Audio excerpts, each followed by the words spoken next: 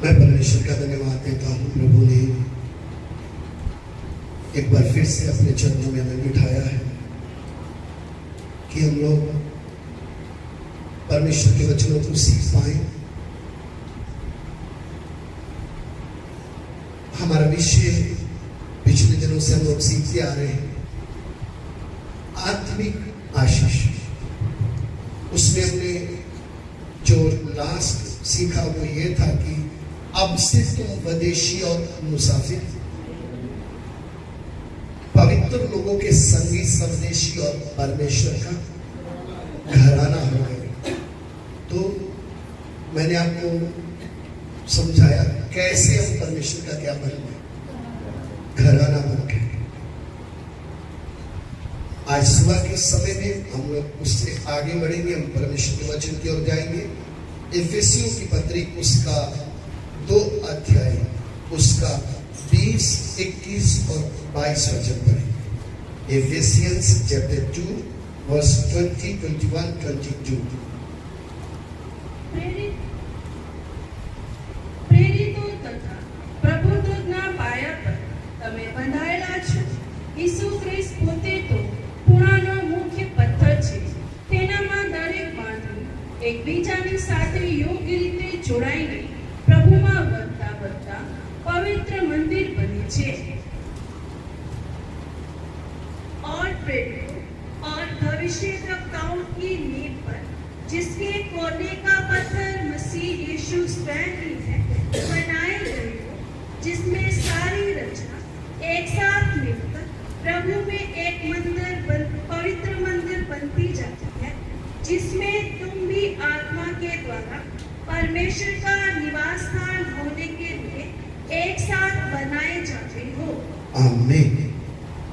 इधर प्रभु के वचन में हमने पढ़ा कि तुम प्रेरितों और भविष्यद्वक्ताओं की नींव पर, जिसके कोने का पत्थर मसीह यीशु स्वयं ही बनाए जाते हो,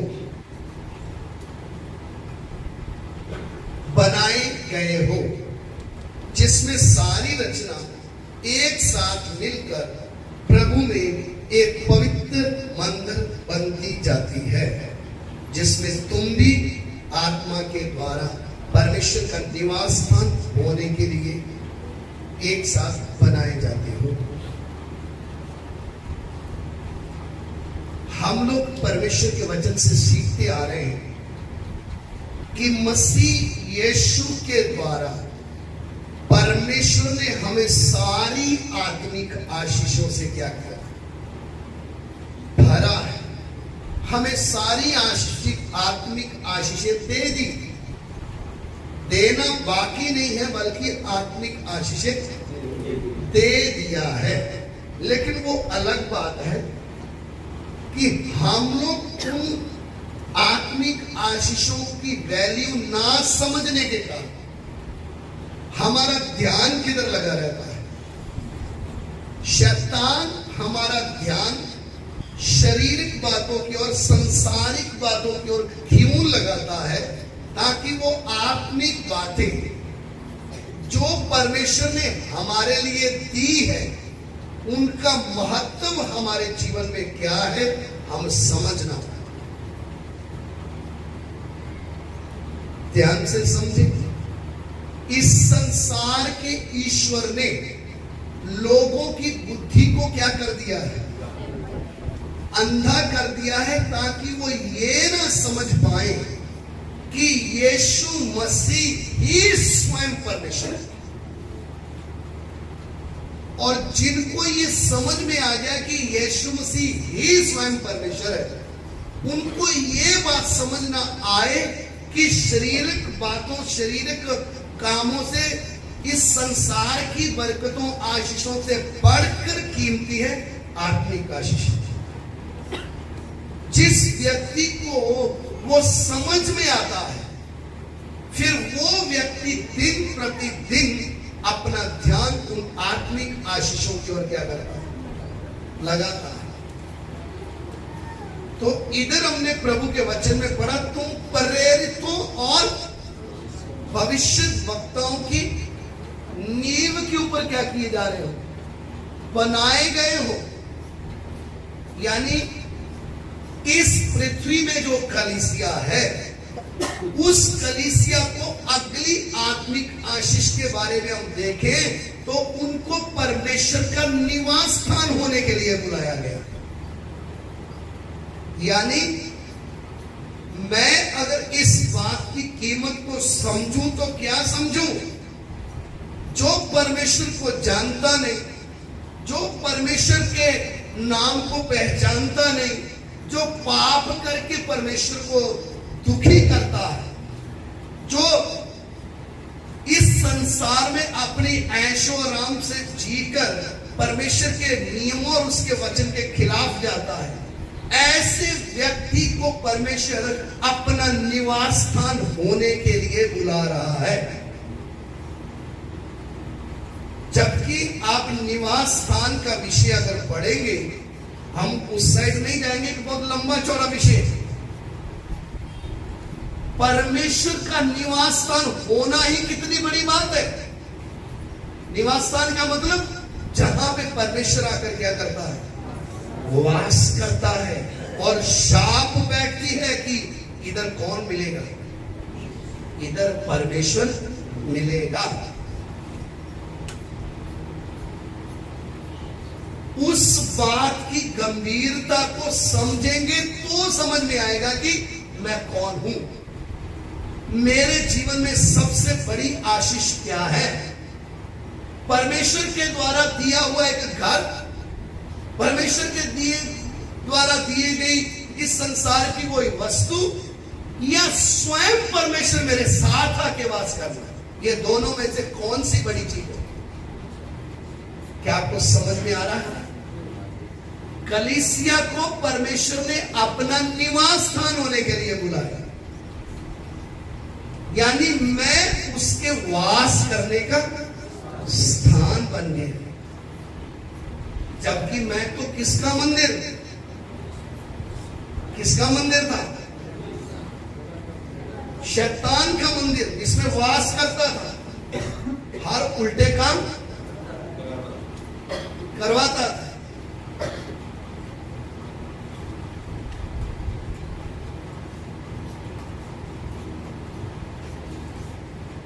कल मुझे एक फोन आया, पिछले दिनों में एक भाई से मुलाकात हुई, प्रभु का वचन जब उनको बताया, लगभग 10-15 दिन हो गए लगातार प्रभु का वचन सीख रहा है। उसको वो दुकानदार पूछता है, तू सुधर कैसे गया? क्योंकि एक महीने में 12,000 की दारू पीता है, उसका बिल बनता, चौपड़ी पे लिखा जाता है। उसके अलावा चुटक नशे अलग, और ठेके वाला उसको बुला के बोलता है, तू सुधरा कैसे? तो भी आता नहीं है इधर। यानी बोलने का मतलब, अब ये उसको बोलेगा कि मुझे यीशु ने क्या कर दिया है, तो वो क्या बोलेगा? तूने तो क्या बदल दिया? यानी ठेके पे जाके पीना धर्म सही है, लेकिन यीशु मसीह ने छुड़ा दी तो वो क्या है? कुछ समझ में आ रहा है? हम आप में से कितने इधर बैठे जो दारू में टल्ली होकर गिरे पड़े होते थे, जिनका भविष्य क्या था? पीना है, गिरना है, कचरे में पड़े हैं, बेड में पड़े, उनको एक ही जैसा ही लगता था। तब हम बोलते हैं धन्यवाद हो परमेश्वर का, जिसने मसीह यीशु में हमें आत्मिक आशीषों से भरा है। और उसी आत्मिक आशीष का एक अगला चिन्ह है, उस शराबी को उसने अपना निवास स्थान होने के लिए बुलाया, वो है परमेश्वर।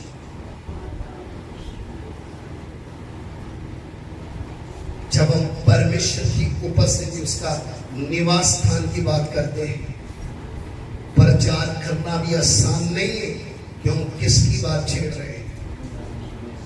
अति पवित्र की बात, जिसके निवास स्थान को परमेश्वर ने इस पृथ्वी में बनाते समय मूसा तक को बोला जैसे मैं तुम्हें दिखाता हूं वैसे ही तू करना, तेरी मर्जी, तेरी बुद्धि नहीं चाहिए। जिन्होंने बनाना उनको भी मैं क्या दूंगा, मैं चुनूंगा, उनकी बुद्धि भी मैं दूंगा, तभी वो ये काम।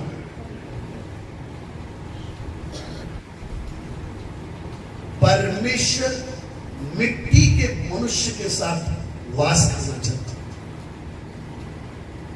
मेरे जीवन में सबसे बड़ी और उत्तम बात क्या, हम चले कौन सी बातों के पीछे, ये भी ले लूं, वो भी ले लूं, ये भी इकट्ठा कर लूं, ये भी इकट्ठा कर लूं, कर लूं, लेकिन इनमें परमेश्वर नहीं है। वो इनके द्वारा तेरे साथ वास नहीं करेगा, वो सीधा तेरे साथ क्या करना चाहता है, बीच में कोई मीडिएटर, कोई बिचवाई बनाकर, कोई वस्तु देकर तेरे को अपना दोस्त नहीं बनाना चाहता। वो चाहता है मैं सीधा तेरे से बात करूं।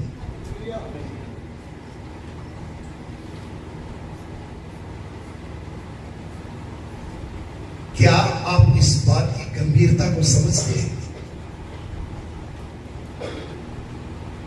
सर्वशक्तिमान परमेश्वर जिसके मुंह से निकले हुए वचन में इतनी सामर्थ्य थी कि आकाश बन गया, पृथ्वी बन गई, उसने मनुष्य को अपने स्वरूप और समानता में बनाया और अदन की वाटिका में रखा। मिट्टी का मनुष्य बनाकर उसको अदन की वाटिका में रख दिया और उनको बोला सब फल खाना, लेकिन इसके बीच में एक पेड़, उसका फल तुम कभी नहीं खाना, खाओगे तो मर जाओगे।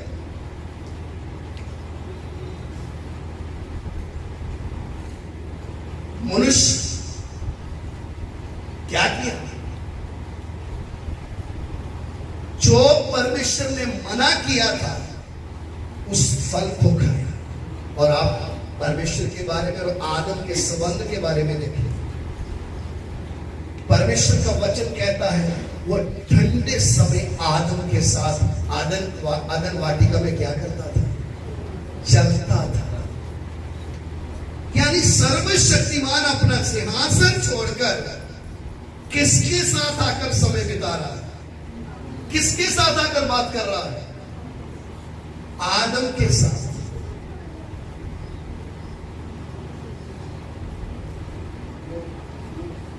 और आदम के साथ बात करते समय कोई थर्ड पार्टी बीच में नहीं आ रही। कौन है, कौन कौन है अदन वाटिका में? सर्वशक्तिमान परमेश्वर और आदम, और किसके साथ बात हो रही है? परमेश्वर के साथ बात हो रही है। अब जब परमेश्वर के साथ बात हो रही है, क्या चल रहा है उस समय? परिस्थिति कैसी होगी, माहौल क्या होगा? आदम पहले से क्या करता होगा? इंतजार कर रहा है, मेरा प्रभु मुझसे बात करने के लिए आ रहा है। ये ठंडा समय हो गया, अब परमेश्वर मेरे से क्या करेगा? बात करेगा। अब वो आएगा, वो उससे बात करेगा। आदम और परमेश्वर दोनों क्या कर रहे हैं? बात कर रहे हैं, क्योंकि उसकी स्वरूप और उसकी समानता है। लेकिन एक दिन हुआ क्या? ध्यान से अच्छी तरह इस बात को समझे। परमेश्वर और मनुष्य के बीच का गहरा संबंध टिका किस पे? हर रोज की तरह परमेश्वर तो आता था, आदम से बात करता था, लेकिन एक दिन हुआ क्या? परमेश्वर तो आया, लेकिन आदम उसके स्थान में नहीं था। परमेश्वर को पुकारना पड़ा, हे आदम तू कहां है? क्योंकि आदम पाप कर कर डर के मारे कपड़े उतराकर झाड़ी के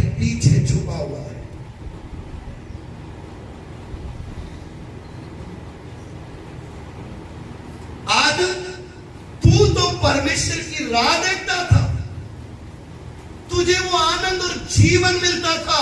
मेरा बनाने वाला मेरे से बात कर रहा है, तू झाड़ी के पीछे क्यों है?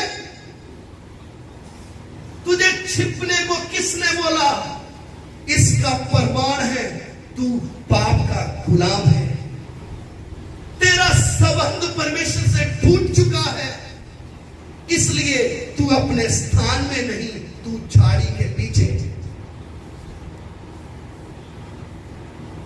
परमेश्वर ने आदम को ऐसा प्रश्न किया जो जितनी बार भी पढ़ोगे हर एक व्यक्ति से भी वो सवाल बात करता है।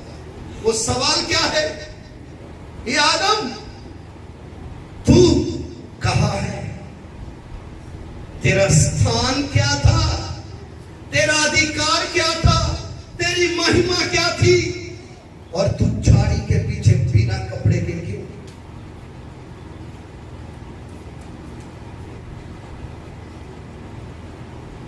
आज कितने लोग हैं जिनका परमेश्वर के साथ का संबंध क्या हो गया? टूट गया। परमेश्वर की उपस्थिति से डर लगने लगा, छुप कर बैठे आप लोग अपने घरों में। सवाल क्या? तू कहां है? तेरा स्थान, तेरा वो अधिकार, तू क्या बन गया? मैंने तुझे क्या बनाया था? मैं तेरे साथ सीधा बात कर सकता था, ये बीच में झाड़ी क्यों आ गई? क्योंकि तूने मेरे वचन को क्या नहीं किया? माना नहीं। और अच्छी तरह ध्यान से समझे, जब एक व्यक्ति के अंदर पाप प्रवेश करता है, सबसे पहले उसके स्वभाव में आने वाली बात, वो कभी अपने आप को गलत स्वीकार नहीं करेगा। आदम ने परमेश्वर के ऊपर उंगली उठा दी। अगर आज कोई विश्वासी पास्टर भी उठा देगा तो कोई बड़ी बात नहीं। हम पास्टर भी इंसान है, वो तो परमेश्वर था। परमेश्वर के ऊपर उंगली उठा दी आदम ने कि तेरी वजह से मैं गिरा हूं। क्योंकि पाप ने आदम को परमेश्वर का दुश्मन बना के खड़ा किया।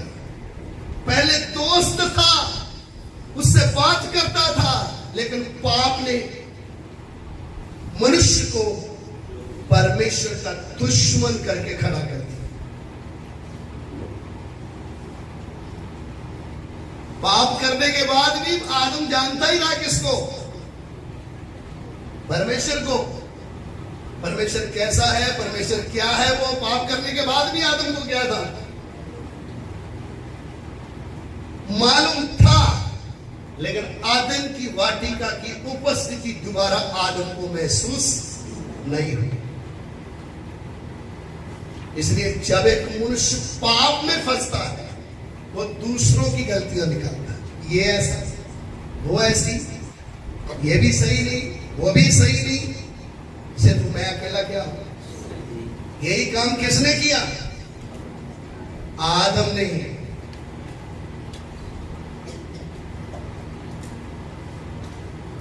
परमेश्वर से दूर हो गया, परमेश्वर और आदम का संबंध टूट गया, मनुष्य अपराधी बन गया। परमेश्वर ने बीच बीच में चाहा मैं मनुष्य के साथ अपना संबंध क्या करूं, बनाऊं। फिर परमेश्वर ने एक अपने लिए जाति को खड़ा किया, इस्राएल को। मूसा के द्वारा उनको मिस्र देश से छुड़ाया। छुड़ाने के बाद उनको बोला, निर्गमन की पुस्तक उसका 25 अध्याय उसका 8 वचन बोलता है। Exodus chapter 25 verse 8। અને તેઓ મારી સારું પવિત્ર સ્થાન બનાવે છે, હું તેઓને મત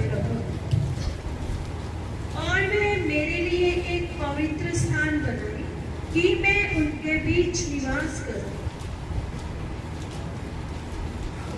9 वचन भी पढ़ लो। જે સર્વ હું તમને દેખાડું છું એટલે મંડપનો નમૂનો તથા તેના સર્વ સામાનનો નમૂનો તે પ્રમાણે તમે તે બનાવો। जो कुछ मैं तुझे दिखाता हूँ अर्थात निवास स्थान और उसके सब सामान का नमूना उसी के अनुसार तुम लोग उसे बनाना। इधर परमेश्वर मूसा को 40 दिन 40 रात के इधर बुलाया है। ऊपर आ जा, मैं तेरे से बात करना चाहता हूं। शक्ल नहीं दिखाई, क्या सुनी? आवाज।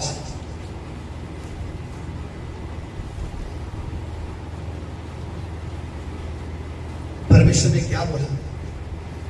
तुम मेरे लिए एक क्या बनाओ? पवित्र स्थान बनाओ। क्यों बनाना है? ताकि मैं तुम्हारे बीच में क्या कर सकूं? निवास कर सकूं। और जो कुछ मैं तुझे दिखाता हूं ऐसे ही तुम क्या करना? तुम लोग बनाना। अगली बात, पवित्र स्थान बनाने के लिए बोलते ही साथ में क्या बोल दिया? जैसे मैं बोलता हूं ऐसे क्या करना? बीच में अपनी मर्जी नहीं करनी। और परमेश्वर का वचन आप पढ़ोगे तो परमेश्वर ने एक एक वस्तु, उसका साइज क्या है, हाइट क्या है, लंबाई क्या, चौड़ाई क्या, सब किसने तय किया? परमेश्वर ने बताया मूसा को ऐसा ही बनाना।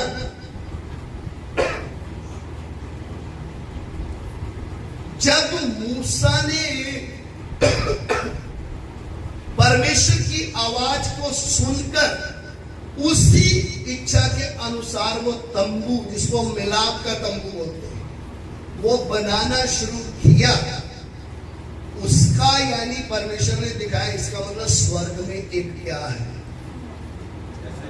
ऐसा ही मंदिर है जिसका नमूना परमेश्वर ने मूसा को दिखाया। किधर बनाने के लिए? पहली बार पृथ्वी में परमेश्वर का निवास स्थान बन रहा है, जिधर आकर परमेश्वर क्या करेगा? वास करेगा।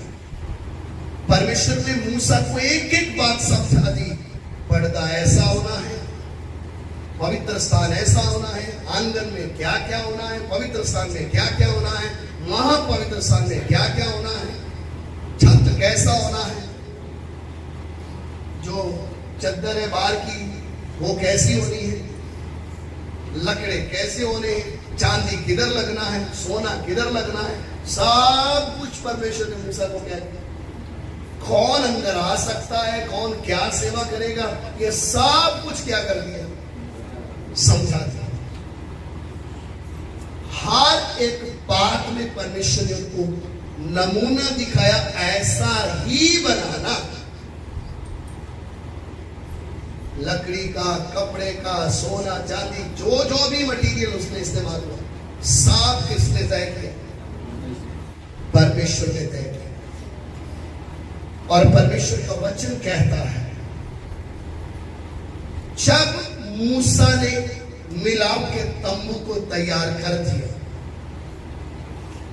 परमेश्वर का निवास स्थान पूरा तैयार हो गया, उसको खड़ा कर दिया, वचन में लिखा परमेश्वर की महिमा से वो तंबू क्या हो गया? ठहर गया। मूसा हारून भी उस तंबू में ठहर नहीं सकते। वो था पहला पवित्र स्थान। किधर? इस्राएलियों के बीच में। परमेश्वर उनके बीच में निवास करता था, उनके साथ रहता था। जब वो तंबू के ऊपर बादल छाया रहता था, ध्यान से आप समझे,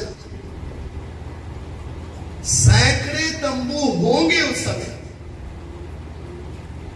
हजारों तंबू होंगे उस समय, लेकिन उन सब के बीच में एक तंबू किसका था? परमेश्वर का तंबू था। वो दूर से पहचाना जाता था ये किसका तंबू है, ये परमेश्वर का निवास था। उसी का नमूना चलते चलते चलते आगे परमेश्वर के लिए मंदिर बनाएंगे, पत्थर के, सोने के, बहुत कुछ हुआ, बहुत मंदिर बनाएंगे। एक एक मंदिर का विवरण का समय नहीं, लास्ट में वो भी मंदिर क्या होते गए, तोड़े गए। जब प्रभु यीशु मसीह इस पृथ्वी में आए, जिस मंदिर में वो खड़े होकर प्रचार करते थे, वो मंदिर भी क्या किया गया, तोड़ा गया। वो मंदिर टूटने के बाद, क्या वो मंदिर उस समय तोड़ा गया, भविष्यवाणी भी प्रभु ने कर दी है क्या किया जाए। उस समय प्रभु ने क्या किया है, आत्मिक मंदिर, जिसको हम प्रभु की कलीसिया बोलते हैं, उस मंदिर को बनाना क्या किया, शुरू किया। कलीसिया का अर्थ है परमेश्वर का निवास स्थान। मेरे और आपके लिए जो हम आत्मिक आशीष समझ रहे हैं वो ये है कि मुझे उस निवास स्थान में शामिल होने का क्या मिला, मौका मिल गया। इसलिए मैं इधर हूं, इसलिए उद्धार है। नहीं तो आपने कितनों को जाके वचन बताया, सबका उद्धार हो गया, सब आ गए आपके पीछे, सबने मान लिया। क्यों नहीं माना है, रीजन क्या है? ये डीपू से मिलने वाला राशन कार्ड में राशन नहीं है कि कोई भी लाइन लगा क्या कर लेगा, ले लेगा। ये घंटी बजाने वाला सिस्टम नहीं है, कोई भी खड़ा रह के क्या करेगा। ये परमेश्वर का निवास स्थान होने की बात चल रही है। परमानंद भी उसकी इच्छा के बिना कुछ नहीं होगा। मुझे जब परमेश्वर ने अपना निवास स्थान होने के लिए बुलाया है, क्या मुझे गंभीर होना चाहिए? बोलिए, क्या मेरा जीवन ये प्रमाण है इस पृथ्वी में कि मैं परमेश्वर का निवास स्थान हूं? कलीसिया इस पृथ्वी में क्यों है? ताकि परमेश्वर को क्या कर सके, प्रकट कर सके कि कलीसिया उसका क्या है, निवास स्थान है। आजकल कलीसिया में तो भीड़ की भीड़ क्या होती जा रही है, शामिल। निवास स्थान अलग है, भीड़ अलग है। निवास स्थान बनेगा तो परमेश्वर की इच्छा से बनेगा, भीड़ इकट्ठी होगी तो उसमें आजादी है, अपनी मर्जी से क्या कर सकते हैं, सब कुछ कर सकते हैं। परमेश्वर का निवास स्थान होने के लिए बुलाए गए लोग अलग है, भीड़ अलग है।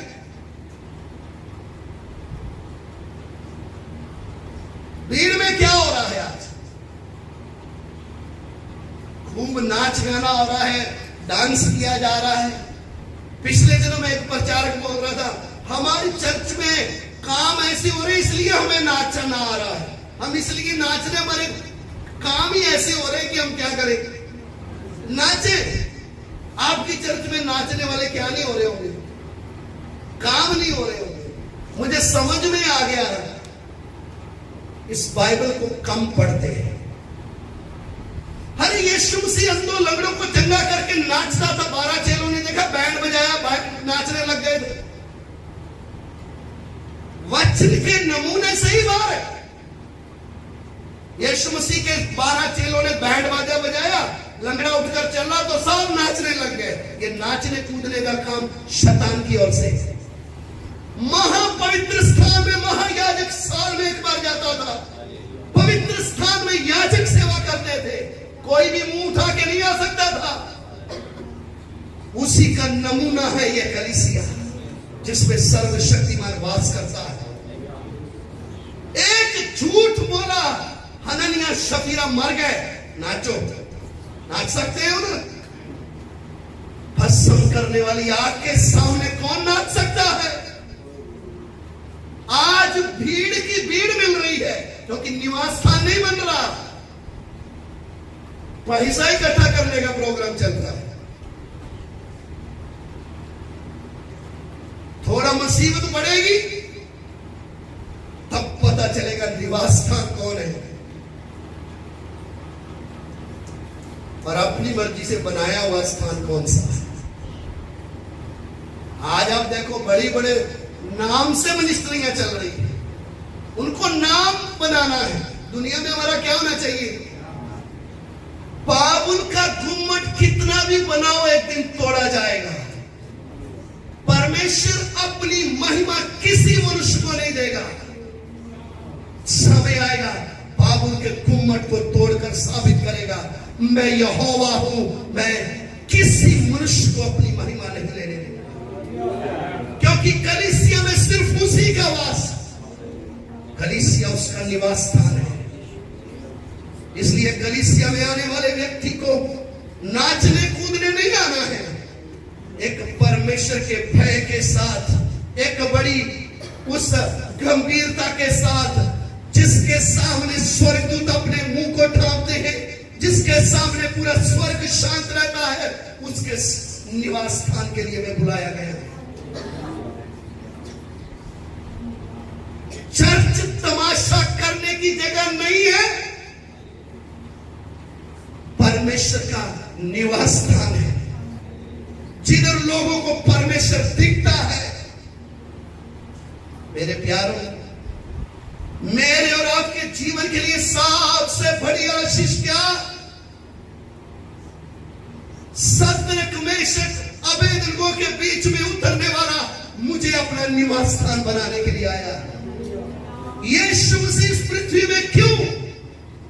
लंगड़े, अंधे, बीमार, मुर्दे ये जिंदा करने के लिए नहीं आया, अपने निवास स्थान को तैयार करने के लिए आया है। अभी उसकी आमद का समय आया है, चिन्ह दिख रहे हैं। और लंगड़ों को लेने नहीं आ रहा, अपने निवास स्थान को अपने साथ लेके जाने के लिए आ रहा है। लंगड़े लूले तो भी इधर ही रह जाएंगे, फिर आपकी मिनिस्ट्री कैसे चलेगी? फिर बीमार तो इधर ही रह जाएंगे, आप इधर ही मिनिस्ट्री चलाते रहना, वो अपनी कलीसिया को लेके चला जाएगा। सच्चा उपदेश क्या है? कलीसिया परमेश्वर का निवास स्थान है। एक एक विश्वासी उसके वास करने की जगह है। जब वे उसका निवास स्थान बन गया, इसलिए परमेश्वर ने पौलुस प्रेरित के द्वारा लिखा, क्या तुम नहीं जानते तुम परमेश्वर का मंदिर हो? परमेश्वर का आत्मा तुम में क्या करता है? पवित्र आत्मा वास करने का मतलब यह परमेश्वर का मंदिर है। यदि कोई परमेश्वर के मंदिर को क्या करेगा? चेतावनी है सबके लिए। मैं परमेश्वर के मंदिर को बनाने में मेहनत कर रहा हूं, या उसको अशुद्ध करने के लिए काम कर रहा हूं। छोड़ेगा नहीं, क्योंकि बात उसके पवित्र स्थान की है।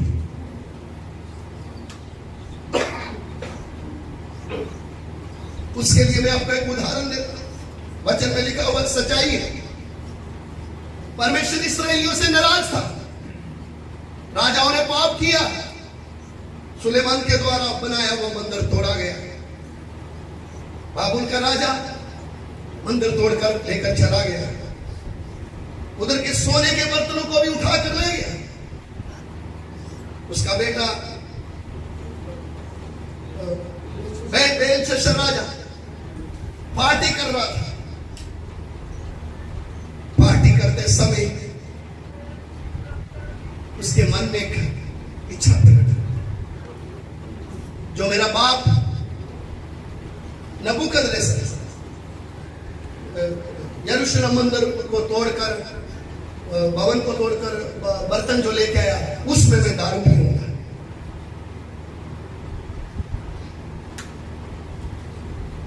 सब बर्तन लेके आ गए, किसमें दारू पीना है? परमेश्वर के मंदिर से लाए हुए बर्तन में मुझे क्या पीना है? दारू पीना है। परमेश्वर का वचन। घटना क्या हो गई? नाच रहे थे, कूद रहे थे, परमेश्वर का हाथ दीवार पे प्रकट हो गया। शरीर नहीं दिख रहा है, हाथ दिख रहा है। क्यों दिख रहा है? इस्राएलियों ने पाप किया, मंदिर तोड़ा गया। वो मेरा और मेरी कौम के बीच का रिश्ता है। तुझे हिम्मत कहां से आई अर्पण किए हुए बर्तनों में दारू पीने की? मैं तुझे छोड़ूंगा। एक मार डाला उसको, जिंदा नहीं रहने दिया। ऊपर लिख दिया, मने मने तकेल ऊपर सिंह। मैंने तुझे तोड़ा तो तू क्या निकला है? अपने भवन के बर्तनों के लिए अगर वो जलन रखने वाला ईश्वर है, तो जिसको उसने अपने लहू से मोल लिया है, उसके लिए वो कितना भयंकर पेश आएगा। बर्तन में दारू पिया तो क्या करता है? इसलिए लिख के दे दिया, यदि कोई मेरे मंदिर को नाश करेगा तो मैं उसका क्या करूंगा? सुबह के समय में मैं परमेश्वर का निवास स्थान होने के लिए बुलाया गया। ए विश्वासी, तू क्यों है? कलीसिया में क्यों आया? नाचने कूदने के लिए नहीं, आशीष पाने के लिए नहीं। तुझे छूने वाले के खिलाफ मैं खड़ा हो जाऊंगा, क्योंकि तू मेरा निवास था। आज सुबह के समय में हम अपने जीवन के ऊपर ध्यान करें। क्या मैं इस मंदिर के प्रति गंभीर हूं? मुझे कलीसिया में क्यों लाया? ताकि मैं उसका निवास स्थान बन जाऊं।